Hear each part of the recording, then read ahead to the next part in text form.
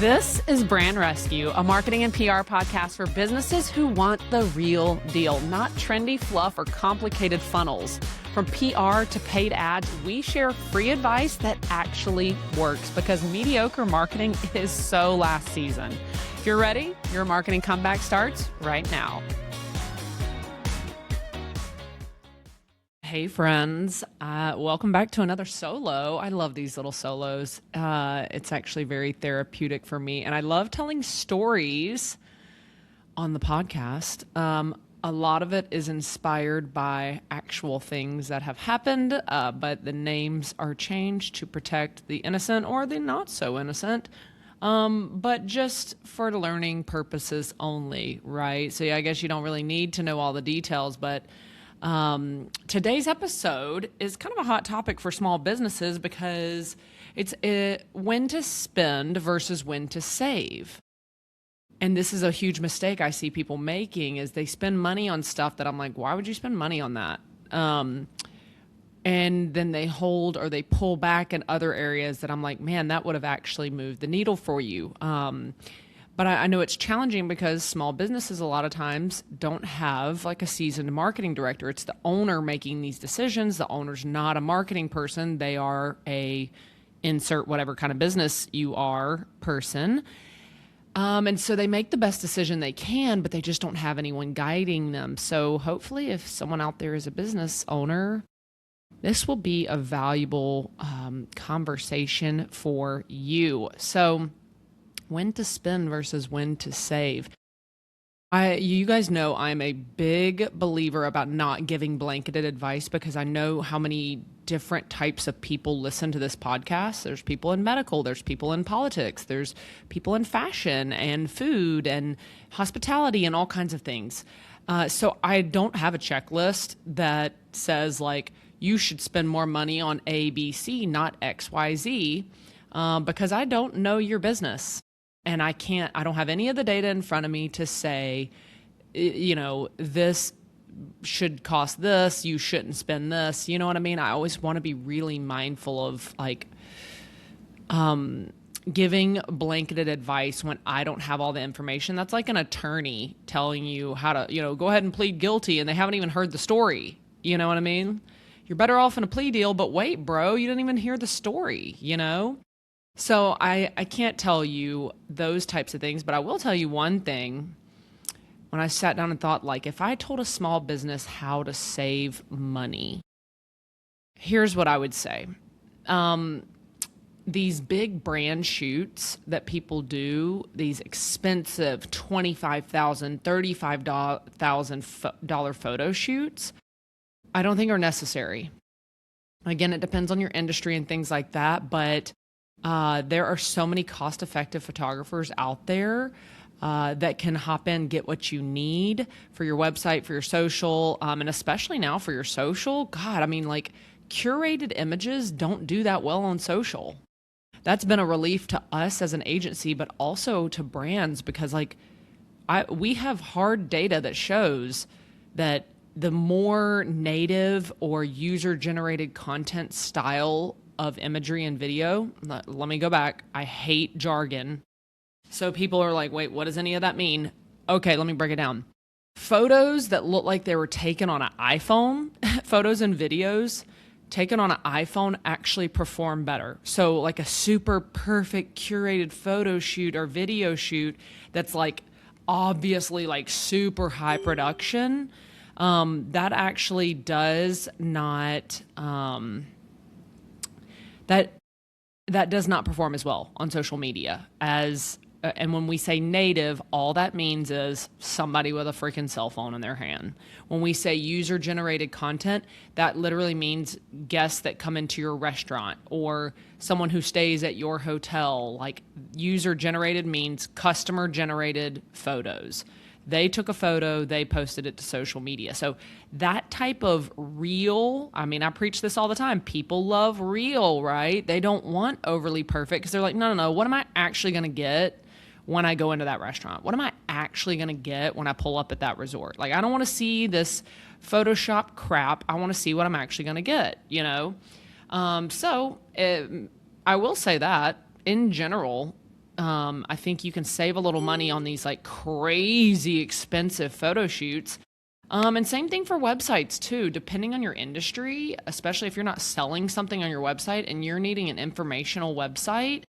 Um, you do not need to spend $25,000 on a website. Sorry to all the website designers out there that are listening that are like, oh, I hate you, Whitney.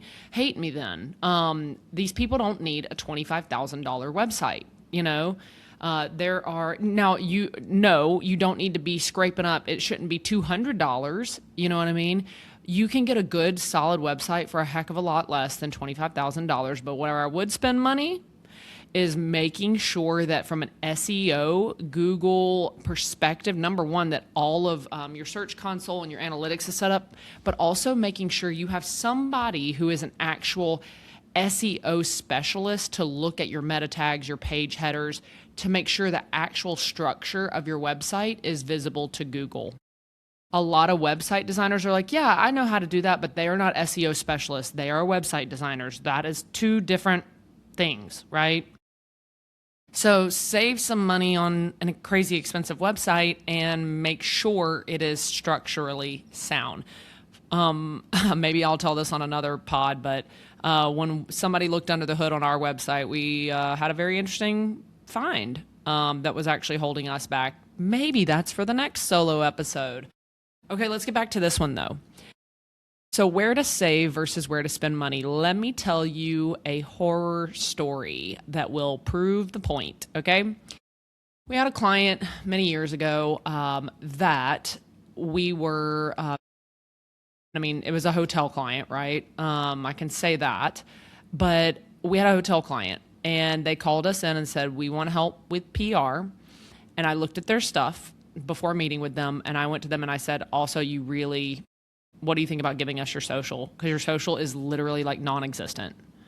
They actually had a pretty good following on both their Facebook and their Instagram. I don't think they had a TikTok. This has been years ago. But they actually had a pretty good number of followers, and I don't know how, because what they were posting was like garbage. I mean, it was literally like the back of people's heads. It was like the free breakfast buffet, but it was like a gross half-eaten piece of bacon on a plate. Like they were posting empty rooms with like, you know what I mean? Like zero life on their social media. Or they would go weeks and weeks without updating it.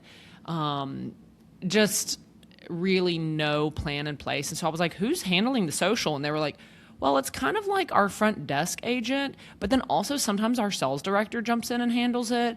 And then also sometimes like we have like interns here that work at the front desk and they'll post stuff. And like, it was just a scattered mess, right? And I said, you're really missing an opportunity there, because the property had really great views and multiple restaurant concepts, just like opportunities for content coming out their ears.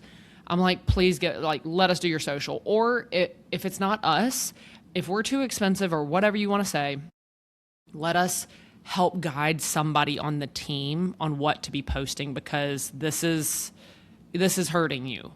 And they were like, we don't see bookings from social media anyway. It's not a big deal. We don't have the budget for it. So just do PR, please and thank you. And I will say the person who hired us was like, give me a while, like maybe we could grow into this, but like the ownership is, much older people that don't really see the value in social media. And if we're going to pay y'all every single month, they're going to want a specific report of how much money was generated from social media. And I was like, well, that tells me they don't get it. But and I get the position she was in, right? She's like, dude, I don't know how to convince these like 75-year-old men that own 200 hotels. Like, they don't care. They are data pushers, right? Like, they want to say, I hired this agency for X $1,000 a month, and social media generated, $20,000 of room night revenue. And you're really never going to get that, right? Like, there's no way to prove every bit of that. Now, I can show how many clicks to the website. If we're doing paid social, then that's like a whole different ball game. But anyway, I totally get it. This woman's like, Whitney, all I can get approved right now is PR. Can you please just help us with PR? And I'm like, yes. But I am concerned because anytime, and I said this, I was like, anytime we bring visibility to a brand, people go back and they look at your website, they look at your social, and they scope you out. And I'm concerned there could be a disconnect there. I said this before the agreement was ever signed. So fast forward months later, we're doing PR work for them, and I can't remember, either launched a new menu at their restaurant or something like that, or renovated the restaurant. We were launching a new concept. I can't remember. Anyway, we were focusing on the restaurant to try to get some media coverage. So I reached out to a very, very well-known food and drink writer. One might say this person is one of the top, if not the top, food and drink writer in all of the US. I have a connection with this person. So I reach out to this person and I'm like, hey, what's it gonna take to get you down to ABC property? Like, it has this, it has that. They just renovated the restaurant. They just did this, they did that. Like, oh my God, look at some of these food photos. So I was sending her some stuff. And she's like, oh my God, this looks amazing. Okay, let's look at dates. Like, what about April? What about May? Blah, blah, blah. So we're like trying to narrow down dates. And I'm like, oh my God, this would be such a huge deal to get her down. Oh my God. This person writes for all the big names: Forbes, Travel and Leisure, Food and Wine, all the good things. Okay. So I hang up the phone and go back on, like getting ready to send stuff out and figure out what dates we could host her. In a few minutes, I get a text message from this writer, and she had screenshot their Instagram page, the hotel's Instagram, and said, literally the text said, "You're not talking about this property, are you?" And with a screenshot of their Instagram. And let's just say she didn't end up coming. She was just like, oh, well, maybe another time. Like, it ended up kind of getting swept under the rug. She just lost excitement, is what it is. She went to scope. She was excited from me telling her about it. She got super interested. She did exactly what I freaking told the client was going to happen. She went back to their social media, looked at it, and went, and this girl gets invited everywhere. You know what I mean? Like, to get on her books is impossible. So then, like, literally a few days, I'm like heartbroken. I'm like, oh my God.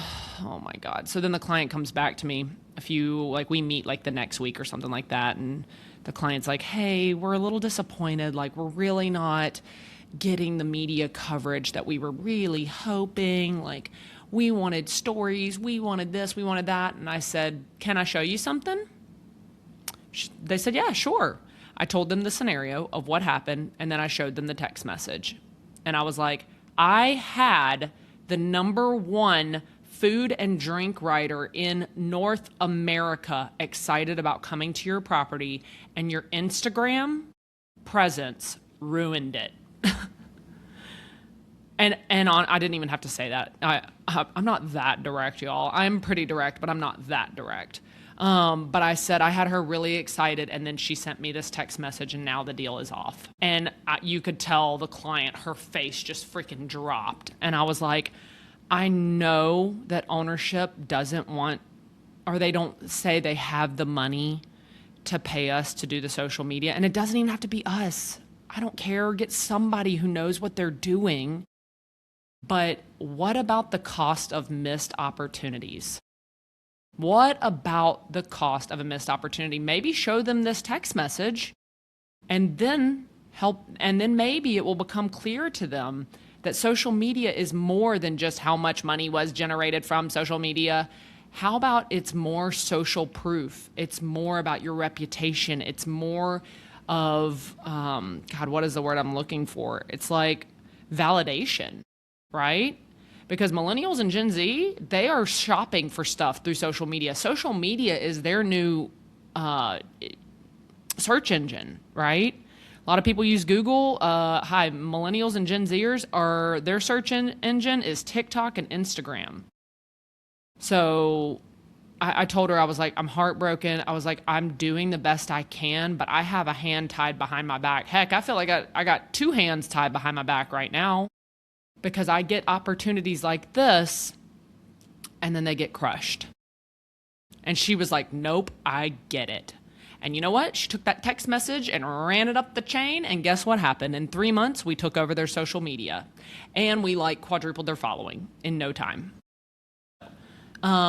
That's just a little horror story of opportunities that will slip through your fingers if you try to save money in certain areas where you should be spending, where you should be focusing.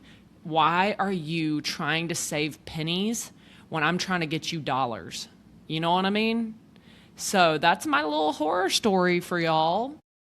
It's a bummer, but I can't say, and I'm not the type of person to be like, told you so, because I didn't have to, right? The look on her face was the I told you so moment. So, and again, I don't like, it's frustrating, you know what I mean? Because that would have been such a huge score for them. It doesn't feel good to me to have an I told you so moment with a client, but it does increase their trust. After that, she was like, I know Whitney is not asking me just to, just to get money out of me. I'm not asking you to just get money. I'm actually trying to guide you on what's going to help grow your business. So that's the story for today, y'all. Stop trying to save pennies when you can be earning dollars. Actually, I saw a quote the other day that said, if entrepreneurs would stop focusing on how to save money and cut expenses and spend that time focused on how to make more money, you wouldn't have to worry about cutting the expenses, right? So that's where I'm at, is like, instead of, sitting here trying to shred every expense off the list, it's like, focus on freaking grinding and making more money, and then that expense won't matter. So I hope this has been helpful for y'all. If you like the horror story angle, I have horror stories for freaking days of things just like that have happened. So maybe the next one I'll tell you about our website and what got discovered on there. That's a great idea. Or if you have an idea, I love hearing y'all's topics. So shoot me a message. You can connect with me on LinkedIn. It's Whitney Lee.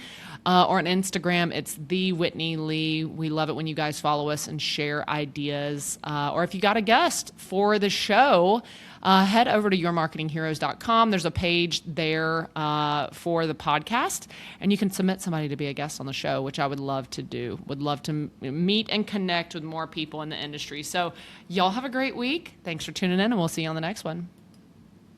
Thanks for tuning in to Brand Rescue. For more practical marketing and PR support, head to yourmarketingheroes.com.